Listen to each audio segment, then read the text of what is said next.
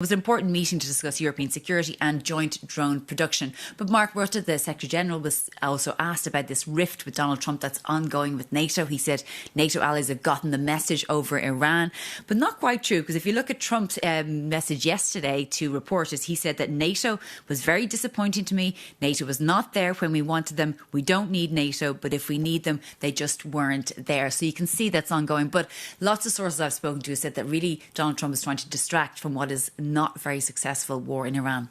And meanwhile, of course, Shona, you have some exclusive information about these plans of the US to withdraw troops from Germany. Tell us more. So this is really interesting, Maeve, because as we know, the US announced 5,000 troops will be withdrawn from NATO territory in Germany. What I heard over the last few hours and late last night, it was confirmed to me by a NATO person, was that instead of removing the 5,000, a 4,000 troop brigade that was due to be sent from the United States to Poland has been cancelled. So in effect, there's no net problem when it comes to NATO's troop force within Europe.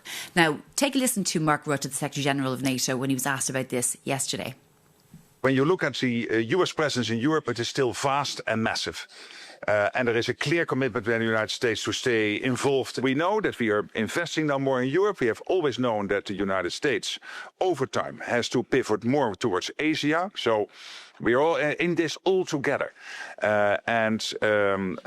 Obviously, it is a sovereign decision of the United States where they will bring their troops, how they will do that. But we do this in close consultation. Now, that's Mark Rutte, and he's not necessarily answering the question. And this is interesting because in Poland over the past few weeks, after that announcement, Polish media was speculating that these troops could go from Germany to Poland. In fact, the opposite is the case. A whole 4,000 troop, it's a replenishment troop or brigade, will now not be sent to Poland, which will obviously be very difficult for them. But essentially, there is no net effect to NATO's troop force with US troop forces within NATO. And I did get a confirmation on this from a NATO military official who said NATO rotational forces do not factor into NATO's deterrence and defence plan. So it looks like this issue has been somewhat resolved for the betterment of everybody, including US-NATO relations.